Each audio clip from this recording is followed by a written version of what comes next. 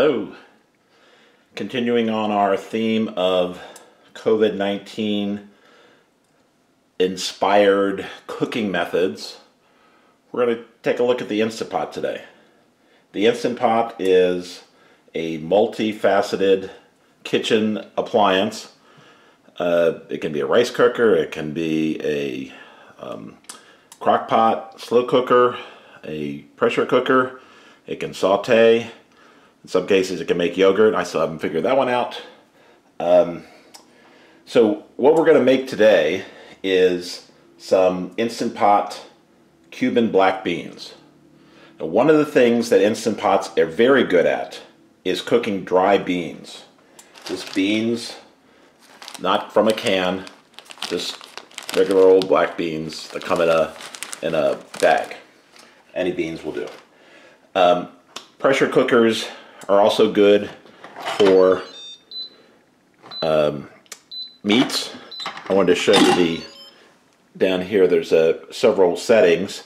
There's a saute, there's a slow cook, and then the pressure cook is over here, and you can do low, you can do medium, and it has time on there.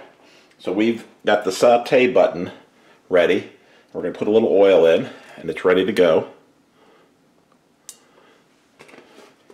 Move this up a little bit.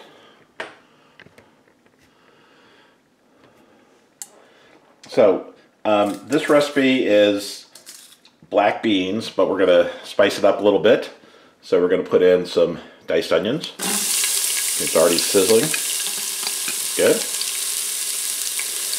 Put in some red bell peppers. We've got 3 colors, yellow, orange, and red. Go in. Got a little bit of chopped garlic, 2 or 3 cloves, actually 3 cloves.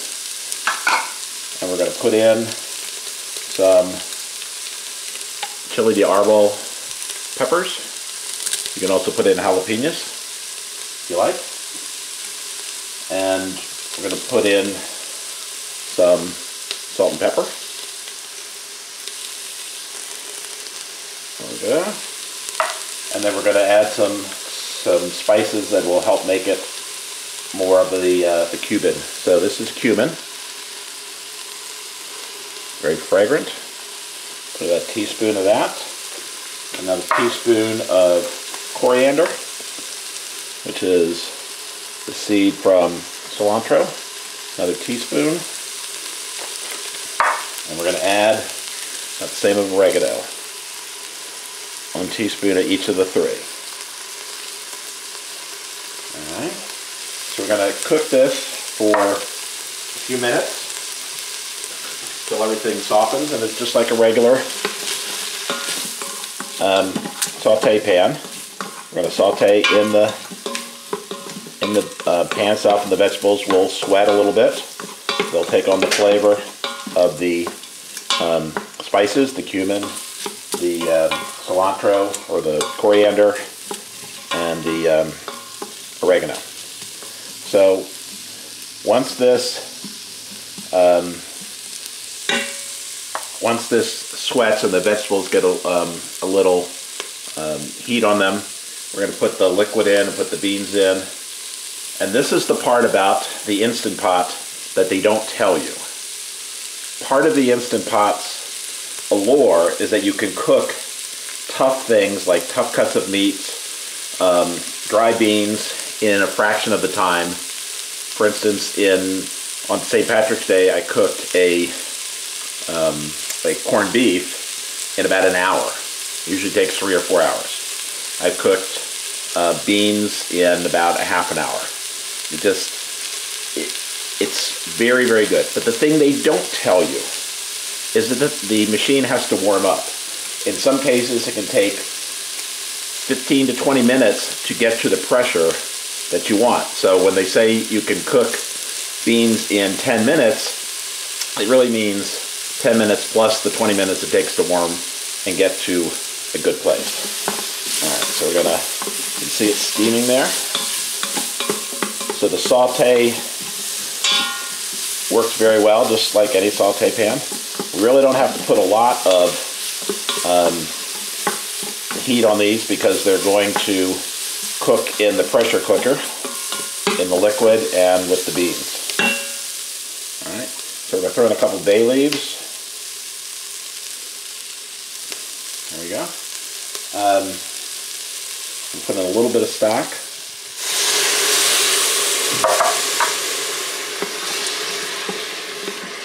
You get some of the deglazing on the bottom of the pan so everything's not sticking and burning.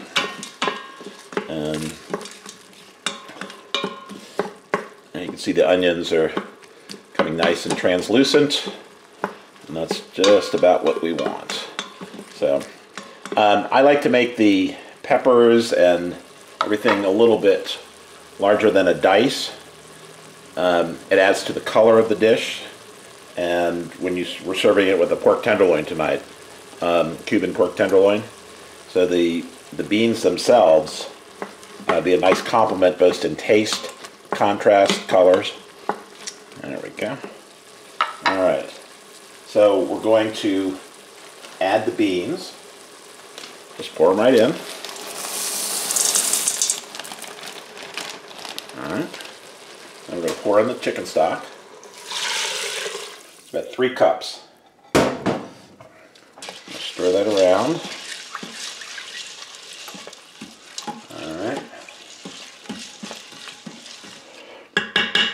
Alright, here we go to the magic of the Instant Pot. So we put the top on. The other thing you want to do up here at the top, there's a little knob that you have to put into place that closes. When it's open this way, then the steam can come out. When it's that way, it's closed, and right now it is getting ready. So what we'll do is we'll let this warm and start, and then we'll be back in a little bit. All right, it just beeped, so we're at 37 minutes, which is how long the pressure cooking will take. That warm-up was about 15 minutes. So you have to allow for that timing when you're making meals. Now at the end, another thing they don't tell you is that you have to let the pressure escape. We're going to show you what that looks like. But in some cases, they say they want you to let it release naturally. And that can take 15 to 20 minutes. The fast relief, when you just snap the plug over, only takes a minute or two. So the slow release adds to the time that it takes for this dish to come together. So we'll be back in a little bit. We have a couple of items to add at the end. We're going to add some cilantro and some chopped cherry tomatoes, and that will bring the dish together. A lot of flavor, a lot of color, a lot of texture. All right, we've got less than a minute left in our pressure cooking of our Cuban black beans. So when the timer goes off, which you'll hear, the instructions for this recipe would tell you to let it naturally release for 20 minutes. That sounds good, but that's really boring to watch on a video. So we're going to do the quick release. So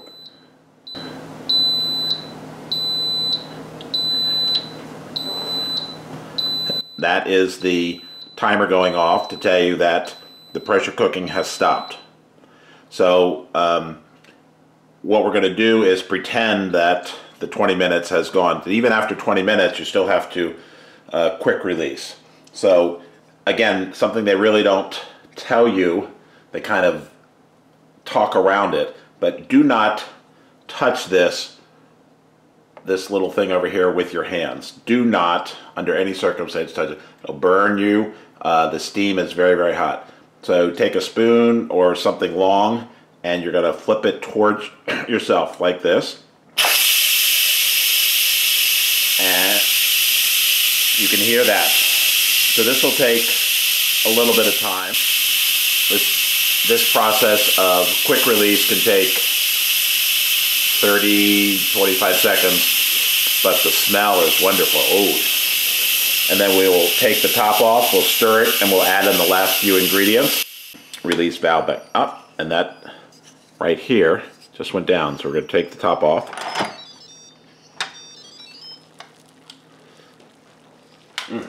Well, it smells good.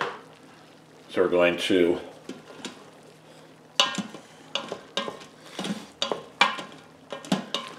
stir it around a little bit so we can find one pepper to take out. And there's another pepper in here. You can see the, and there's a bay leaf. Gotta find the bay leaves. Look around for those.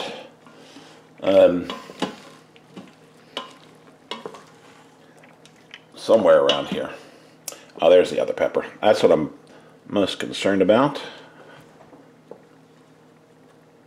Just getting rid of that other pepper. Where'd you go? Well, we'll find it. So, the last thing we're going to do is we're going to add in some chopped cherry tomatoes. I'm going to go right in and then finish it off. Here's a bay leaf. Stir this in. No need to cook the tomatoes. The hot steam from the beans will cook them. And there's that other pepper. I'm missing one bay leaf somewhere. We'll find it. And then there it is. And the last thing we'll do when we put it in a bowl, we're going to add some chopped cilantro. So I'm going to get a pot holder, because this is very hot. And going to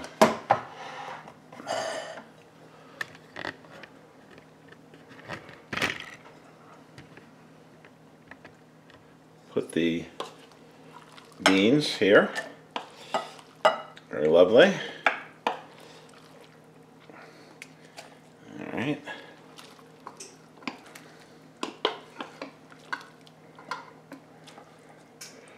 And we're going to top it with some cilantro. And there you go. It's Cuban black beans. They go very nicely with our pork tenderloin. And we're also going to have a little rice on the side. So I hope you've enjoyed this foray into Instant Pot. It has its uses. It's not an everyday appliance to use in the kitchen, but it is kind of fun sometimes. And now, since a lot of us are housebound and you have extra time, it is the kind of thing you can experiment with. So I hope you enjoyed it, and we'll see you next time.